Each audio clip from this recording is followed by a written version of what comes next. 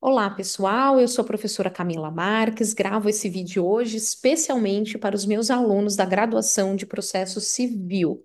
Na nossa disciplina de processo, especialmente na disciplina de postulação, saneamento e provas, estamos vendo agora prova pericial.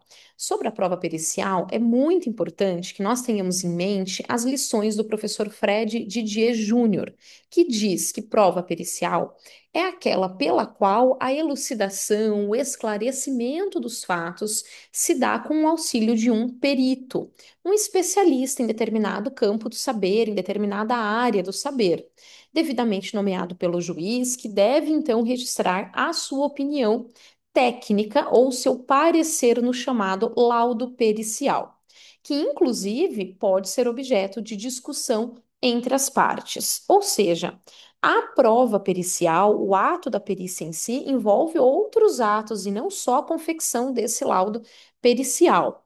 Inclusive, com a nomeação de assistentes técnicos, as partes podem também contestar este laudo pericial. Tudo isso faz parte do contraditório, da ampla defesa, das garantias constitucionais que nós vimos e já falamos em sala de aula. O professor Cássio Scarpinella Bueno define a perícia como meio de prova que pressupõe que a matéria sobre a qual recai o objeto do conhecimento do magistrado seja uma matéria técnica, né, ou exija conhecimentos especializados que o magistrado não domina, não possui, é claro. E aí, pessoal, vimos em sala também as disposições do Código de Processo Civil de 2015, a partir do artigo 464 do CPC de 2015, que em seu caput assim prescreve: a prova pericial consiste em exame, vistoria ou avaliação. Quando a gente fala de exame, vistoria ou avaliação, é importante a gente ter em mente, então, que, de acordo com o professor Humberto Teodoro Júnior, o exame é a inspeção sobre coisas, pessoas ou documentos para verificação de qualquer fato ou circunstância que tenha interesse para a solução do litígio.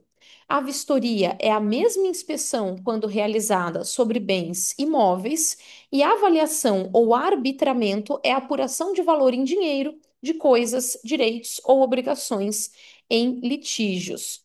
O professor Humberto Teodoro Júnior também trata, né, da prova pericial sob o seguinte aspecto: ele diz: por se tratar de prova pericial subordinada a requisitos específicos, a perícia só pode ser admitida pelo juiz quando a apuração do fato litigioso não não se puder fazer pelos meios ordinários de convencimento, ou seja, quando as demais provas não forem suficientes.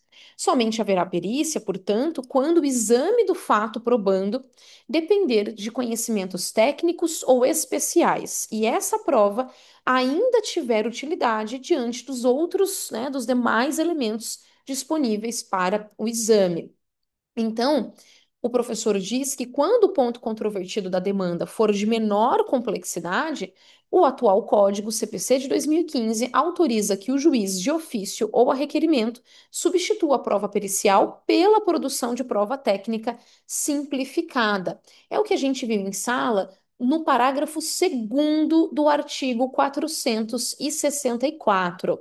Então, quando a questão for de menor complexidade, poderá ser possível substituir a perícia pela prova técnica simplificada. Essa prova técnica simplificada consiste na inquirição do juiz, né, ao especialista, pelo juiz, né, de um especialista que deverá ter formação acadêmica específica na área objeto de seu depoimento, sobre aquele ponto controvertido da causa que demanda especial conhecimento científico ou técnico.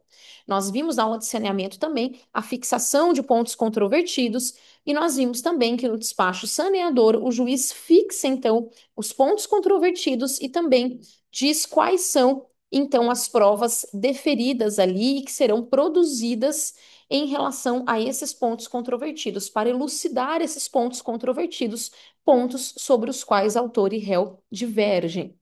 Nesse sentido, pode ser que exista essa necessidade de perícia, pode ser que não, depende do caso. E se for uma questão técnica menos complexa, né, que não seja complexa, a gente também pode ter, então, né, essa questão de outra forma avaliada, justamente só com a prova técnica simplificada. E nesse sentido, pessoal, a gente pode anotar lá o parágrafo primeiro do 464, que diz que o juiz indeferirá a perícia quando a prova do fato não depender de conhecimento especial de técnico, é claro. Inciso segundo, for desnecessária em vista de outras provas produzidas. E inciso terceiro, a verificação for impraticável.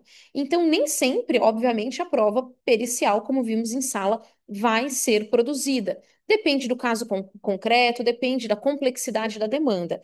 E quando houver a necessidade de esclarecimentos técnicos, mas a questão não for complexa, repito, existe, né, essa possibilidade de se produzir a prova técnica simplificada, certo? Além disso, pessoal, quando existir essa necessidade de perícia, é claro, importante observar. Mesmo que as partes não tenham requerido essa perícia, é possível que o juiz determine de ofício, se ele entender que ela é necessária para encontrar a verdade no processo. Recurso especial 285.872, né, ali julgado pelo STJ nesse sentido. Parágrafo segundo já vimos, a prova técnica simplificada, e o parágrafo terceiro trata do conceito dessa prova técnica simplificada também, que é a inquirição desse especialista, como falamos antes. E durante a inquisição, né, a arguição, perdão, desse especialista, que deverá ter formação acadêmica específica na área objeto de seu depoimento, como vimos, poderá valer-se o juiz, né, ou também, né, o próprio especialista de qualquer recurso tecnológico de transmissão de sons e imagens com o fim de esclarecer os pontos controvertidos da causa, é o que prevê o parágrafo 4º. Na sequência, nós vimos também já em sala o artigo 465, que nos diz que o juiz nomeará perito especializado no objeto da perícia e fixará de imediato o prazo para a entrega do laudo. O 465 é um dispositivo bastante importante para vocês, porque ele trata da nomeação do perito, mas também trata do procedimento básico depois dessa nomeação. Como funciona essa perícia, então? Depois que esse perito especializado é nomeado, o parágrafo primeiro nos diz que incumbe às partes, no prazo de 15 dias contados da intimação desse despacho de nomeação do perito, arguir o impedimento ou a suspeição do perito, se for o caso. Então, se aplicam as mesmas regras de impedimento e suspeição. Indicar assistente técnico também. E aí, o assistente técnico, nós sabemos que ele é diferente do perito. O assistente técnico, obviamente, né, ele não é neutro, ele não está subordinado ali às questões de impedimento e suspeição. O assistente técnico, pelo contrário, ele está auxiliando a parte, né? Além disso, nesses 15 dias, também o prazo para apresentar os quesitos que serão elucidados na perícia. O parágrafo segundo nos diz: ciente da nomeação, o perito apresentará em 5 dias proposta de honorários, é claro, dos honorários periciais. E aí, o artigo 95 é que diz quem vai pagar esses honorários, né? A parte que requereu a perícia, ou então eles serão rateados quando ela é determinada de ofício, por exemplo, certo? Ou quando ambas as partes requerem. Além disso, nesses 5 dias, o perito vai apresentar, além da proposta de honorários, o currículo com a comprovação da especialização e os contatos profissionais, em especial o endereço eletrônico e e-mail, para onde serão dirigidas as intimações pessoais para este perito, certo? Parágrafo terceiro do mesmo dispositivo nos diz o seguinte: as partes serão intimadas da proposta de honorários para querendo manifestar-se no prazo comum de 5 dias, após o que o juiz arbitrará o valor, intimando-se as partes para as finalidades do artigo 95, ou seja, para o pagamento. O parágrafo quarto trata da possibilidade de pagamento de até 50% dos honorários periciais arbitrados a favor do perito no início dos trabalhos, e o restante, né, poderá ser pago depois, a depender ali da decisão do juiz e dos requerimentos. Parágrafo quinto diz que quando a perícia for inconclusiva ou deficiente, o juiz poderá reduzir a remuneração inicialmente arbitrada para o trabalho do perito. O parágrafo sexto nos diz que quando tiver de se realizar por carta, ou seja, carta precatória em outra comarca, né, o objeto da perícia está em outra comarca, poder-se-á proceder à nomeação de perito e à indicação de assistentes técnicos lá no juízo ao qual se requisitar a perícia, até porque aquele juízo vai entender melhor lá na comarca, né, qual é a disposição, quem são os peritos, quem são ali os técnicos que podem ser nomeados. Além disso, pessoal, o artigo 466 trata também do cumprimento do encargo pelo perito e do assistente técnico. Ele é de suma importância, né? O perito ele vai cumprir escrupulosamente o encargo que lhe foi cometido, independentemente de termo de compromisso. E aqui também faço uma observação que diz respeito também ao artigo anterior ao 465. O perito é especializado, mas já tem entendimento do STJ, teve um julgado noticiado no informativo do STJ, e tem outros julgados nesse sentido também, né, que dizem que o perito na perícia médica, ele não será, né, não será necessariamente, né, não precisa ter necessariamente a especialidade específica ali do que está se debatendo, desde que isso não prejudique a idoneidade da prova, é claro, preferencialmente ele vai ter aquela especialidade, mas eventualmente ele pode não ter. E aí, já estou pegando aqui para vocês também o número desse julgado, e tem outros julgados nesse sentido no STJ também. É o recurso especial número 2121056, oriundo do Paraná, inclusive, né? E esse julgado saiu, né, inclusive no informativo do STJ. E basicamente, um trecho dele diz o seguinte: a perícia elaborada por perito médico não especialista na área de conhecimento da perícia não acarreta a nulidade do laudo pericial, desde que os elementos concretos revelem que essa circunstância não comprometerá a idoneidade da prova. Então, claro, tem todas as ressalvas, todos os cuidados, mas eventualmente não vai acarretar a nulidade. É importante que vocês vejam os detalhes desse julgado, né? E, claro, neste caso concreto, tudo depende do caso concreto, foi possível se fazer dessa forma também. E voltando para o 466, então, o perito vai cumprir escrupulosamente o encargo que lhe foi cometido, independentemente, inclusive, de termo de compromisso. Os assistentes técnicos, diz o parágrafo primeiro, são de confiança da parte, claro, não estão sujeitos a impedimento ou suspeição, como falamos antes. O perito deve assegurar aos assistentes das partes o acesso e o acompanhamento das diligências e dos exames que realizar, com prévia comunicação comprovada nos autos, com antecedência mínima de 5 dias. Sobre a suspeição do perito e a sua substituição, né, nós temos as disposições a partir do artigo 467, que diz: o perito pode excusar-se ou ser recusado por impedimento ou suspeição. O parágrafo único: o juiz, ao aceitar a escusa ou ao julgar procedente a impugnação, nomeará novo perito. Além disso, 468 diz ali sobre, trata das hipóteses sobre a substituição do perito. Ele vai ser substituído basicamente quando lhe faltar conhecimento técnico ou científico e quando, sem motivo legítimo, sem justificativa, ainda que seja por grande carga de trabalho, mas quando sem motivo legítimo deixa de cumprir o encargo no prazo que ele foi assinado. É comum até a gente ver em um processo ou outro o perito pedir mais prazo, dizendo que está com acúmulo de trabalho ou, né, por meio de outra justificativa, e aí tá tudo bem. O que não pode é não ter um justo motivo, um motivo legítimo, né, para pedir essa prorrogação de prazo, simplesmente deixar de apresentar esse laudo, aí vai ser substituído, claro. O parágrafo primeiro nos diz que, no caso previsto no inciso segundo, o juiz comunicará a ocorrência à corporação profissional respectiva, né, o órgão de classe, e podendo ainda impor multa ao perito, fixada, tendo em vista o valor da causa e o possível prejuízo decorrente do atraso no processo. Então, pode gerar multa. Além disso, o perito substituído vai restituir no prazo de 15 dias os valores que ele recebeu pelo trabalho que não foi realizado. Ou seja, a perícia não foi realizada, o laudo não foi entregue, se não teve perícia, então ele pode ser obrigado a restituir esses valores, sob pena de ficar impedido de atuar como perito judicial pelo prazo de 5 anos, caso ele não restitua estes valores. Além disso, o parágrafo terceiro nos diz que, não ocorrendo a restituição voluntária de que trata o parágrafo segundo, a parte que tiver realizado o adiantamento dos honorários poderá promover execução contra o perito, é claro, né?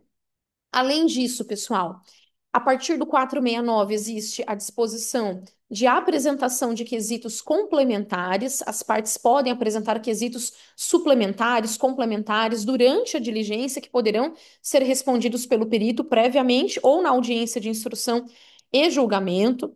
E o escrivão dará à parte contrária ciência da juntada desses demais quesitos, por óbvio, obedecido então a garantia do contraditório. O artigo 470 diz que incumbe ao juiz indeferir quesitos que sejam impertinentes e formular os quesitos que entender necessários ao esclarecimento da causa. E além disso, pessoal, o artigo 471 trata da escolha consensual do perito.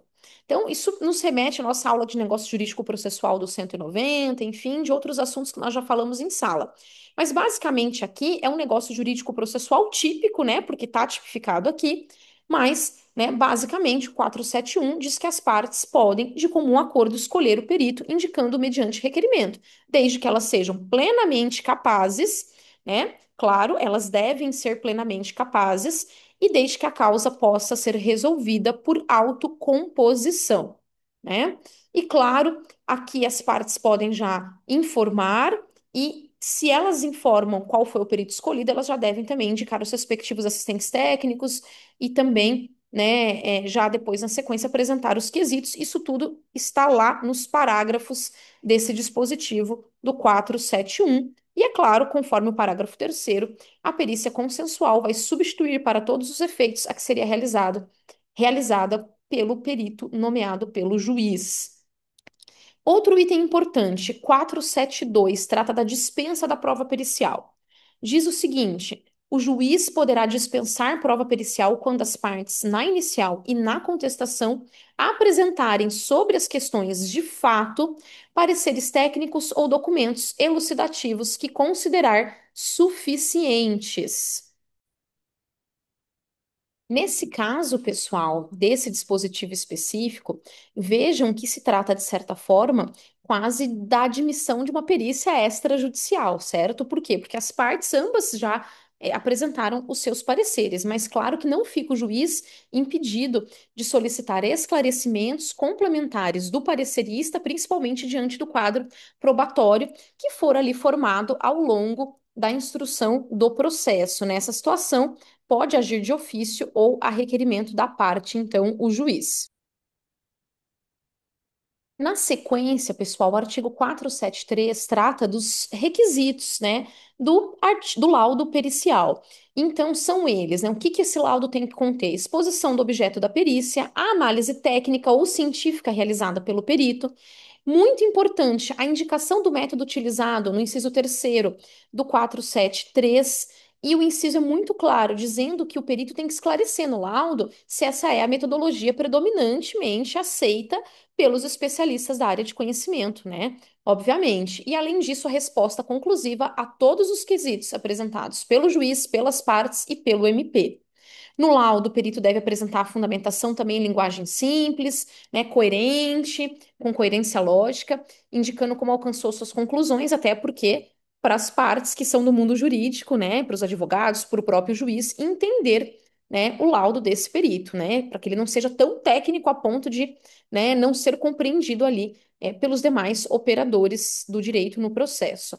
E claro, o perito não pode, né, proibido ele ultrapassar os limites da sua designação, emitir opiniões pessoais, então sair ali do objeto da perícia. E para o desempenho da função, o perito e os assistentes técnicos podem valer-se de todos os meios necessários, ouvir testemunhas, obter informações, solicitar documentos que estejam em poder da parte, de terceiros ou em repartições públicas. Ele, né, peticiona, pede para o juiz, bem como também ele pode instruir o laudo com planilhas, mapas, plantas, desenhos, fotografias ou outros elementos necessários ao esclarecimento do objeto da perícia. Imaginem só uma ação de demarcação de terras, que tem lá um laudo pericial feito pelo engenheiro agrimensor, por exemplo, né? Ali vai ter foto da propriedade, etc, né? Além disso, 474 na sequência diz que as partes serão ciência da data e do local designados pelo juiz ou indicados pelo perito para ter início à produção da prova. E também o 475 trata da perícia complexa. Se for perícia complexa que abranja mais de uma área de conhecimento especializado, o juiz pode nomear mais de um perito e a parte, é claro, pode indicar mais de um assistente técnico. Depois, na sequência, a partir do 476, 477 e seguintes, nós temos algumas regras básicas ali a respeito da apresentação do laudo, né? Se o perito, por motivo justificado, não puder apresentar o laudo, poderá, né, por uma vez o juiz conceder-lhe prorrogação por metade do prazo originalmente fixado. A gente já falou aqui de prorrogação também, tem que ter um motivo justo, etc., né? O perito protocolará o laudo em juízo no prazo fixado pelo juiz, pelo menos 20 dias antes da audiência de instrução e julgamento, é importante. As partes serão intimadas para se manifestar sobre esse laudo no prazo comum, atenção que esse prazo é comum, de 15 dias, podendo o assistente técnico de cada uma das partes, em igual prazo, nesse prazo de 15 dias, apresentar o seu respectivo parecer. O perito do juízo tem o dever também de, no prazo de 15 dias, esclarecer pontos sobre o qual exista divergência ou dúvida de qualquer das partes do juiz ou do órgão do MP, né, ou ponto divergente apresentado no parecer do assistente técnico da parte. E se houver necessidade de esclarecimentos, a parte vai requerer ao juiz que mande intimar o perito ou o assistente técnico a comparecer à audiência de instrução e julgamento, formulando, desde logo, então, as perguntas sob forma de quesitos. O perito ou o assistente técnico será intimado por meio eletrônico com pelo menos 10 dias de antecedência da audiência. Também, né, a gente vai tratar numa outra oportunidade a questão da autenticidade ou falsidade de documento prevista a partir do 478, né? Que trata especialmente, ainda trataremos em sala de aula, mas já também adiantando aqui, mas trataremos em outra oportunidade também, o 478, que trata do exame quando ele tiver por objeto a autenticidade ou a falsidade de documento ou for de natureza médico-legal. Aí o perito vai ser escolhido de preferência entre os técnicos dos estabelecimentos oficiais especializados, a cujos diretores o juiz autorizará a remessa dos autos, bem como do material sujeito a exame. Né? Além disso, o parágrafo primeiro nos diz que, nas hipóteses de gratuidade de justiça, os órgãos e as repartições oficiais deverão cumprir a determinação com preferência no prazo estabelecido. A prorrogação do prazo, né, pode ser requerida de forma motivada.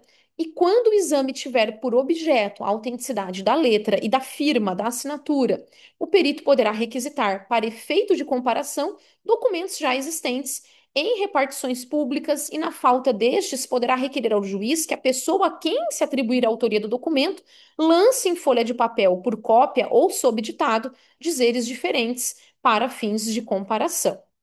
Além disso, pessoal, o artigo 479 trata da apreciação da prova pericial e da fundamentação da decisão judicial. E aqui é de extrema importância. Já revisamos em sala a questão da fundamentação da decisão judicial, prevista também na Constituição, etc., garantia aí fundamental, né, também do processo, enfim, disposição. O Código de Processo Civil tem todo esse cuidado, né? O legislador teve todo esse cuidado prevendo ali inúmeras disposições a respeito de uma adequada e correta fundamentação das decisões judiciais. E o 479, nesse sentido, nos diz que o juiz apreciará a prova pericial de acordo com o disposto no 371, indicando na sentença os motivos que o levaram a considerar ou a deixar de considerar as conclusões do laudo, levando em conta o método utilizado pelo perito. E, eventualmente, pode haver alguma matéria não esclarecida. E aí, o 480 nos diz que o juiz determinará de ofício ou a requerimento da parte a realização de nova perícia quando a matéria não estiver suficientemente esclarecida. A segunda perícia tem por objeto os mesmos fatos sobre os quais recaiu a primeira e se destina a corrigir eventual omissão ou inexatidão dos resultados a que esta conduziu. Ou seja, pode haver uma segunda perícia que tem por objeto os mesmos fatos, mas ela é difícil de acontecer. E se acontecer, pessoal, ela destina-se exclusivamente a corrigir eventual omissão ou inexatidão dos resultados da primeira perícia. E a segunda perícia rege-se pelas disposições estabelecidas para a primeira. E a segunda não substitui a primeira, cabendo ao juiz apreciar, é claro, né, cabendo ao juiz apreciar o valor de uma e o valor de outra nos termos do parágrafo terceiro do dispositivo, certo? Além disso, pessoal, prestem atenção em algumas questões polêmicas que eu trouxe para vocês no próprio, né, no próprio texto do Medium. Vou deixar aqui o link do texto do Medium para vocês também. Outras questões que a gente trouxe em sala de aula, esse vídeo serve como revisão e não material principal. Isso é muito importante, não substituir a nossa aula presencial. Tá certo? Pessoal, um grande abraço para todos vocês. Espero ter esclarecido e ajudado vocês na revisão. Beijo grande. Tchau, tchau.